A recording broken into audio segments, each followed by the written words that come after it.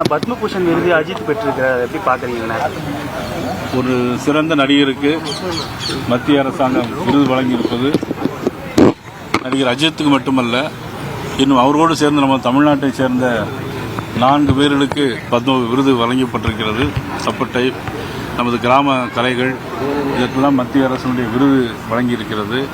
எப்பொழுதுமே பாரதிய ஜனதா கட்சி சுதந்திர போராட்டத்திற்கு தியாகிகளாக இருந்தாலும் சரி, சிறந்த நாட்டிற்கு சேவை செய்ய சிறந்தவர்களாக இருந்தாலும் சரி, கலைகளில் தேர்ச்சி பெற்றவர்களாக இருந்தாலும் சரி, அவர்களை இந்த நாட்டுக்கு அறிமுகப்படுத்தி கௌரவப்படுத்துவதில் பாரதம் நரேந்திர மோடி அவர்களும் பாரதிய ஜனதா கட்சியும் என்றைக்குமே தயங்கியதில்லை. 7வது முறையா திமுக ஆட்சியில் நேற்று ஸ்டாலின் சட்டப்பேரவையில் சொன்னார். 2.1 தான் பார்த்தீங்க, 2.2 வந்து வரப்போகுது. நல்ல கேள்வியை கேட்டிருக்கீங்க. காலையில் அம்பாளுடைய அனுகிரகத்தில் சொல்றேன், காஞ்சி காமாட்சி அம்மன் அருளாலே திமுக ஆட்சி விரைவில் அகற்றப்படும். ஆனா இந்த கள்ளக்குறிச்சியில மதுபான விருந்து வந்து இளைஞரணி கூட்டத்துல மதுபான விருந்து அளிப்பது, இதுக்கு எங்களுக்கும் சம்பந்தம் இல்லைன்னு சொல்லி அந்த இளைஞரணி நிர்வாகி சொல்லியிருக்காங்க.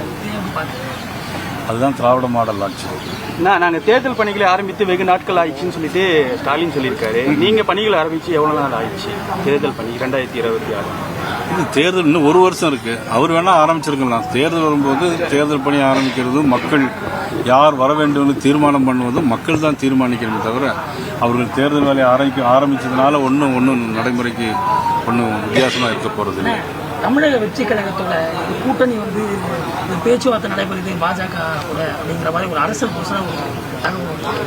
நீங்க சொல்ற அரசியல் புரசல் எனக்கு தெரியல. நான் நேற்று தான் பாரத பிரதமர் நரேந்திர மோடி அவர்களையும் உள்துறை அமைச்சர் திரு அமித்ஷா அவர்களையும் பார்த்துட்டு நேரே அம்பாளை பார்க்க வந்திருக்கிறேன். இப்போ உங்களை பார்க்குறேன். நாளைக்கு கோட்டையில் நம்ம எல்லாரும் பார்ப்போம். பிளே ஸ்டோர் மற்றும் ஆப் ஸ்டோரில் இருந்து பாலிமர் செயலியை QR கோடு மூலம் பதிவிறக்கம் செய்யுங்கள். செய்திகளை உடனுக்குடன் பெறுங்கள்.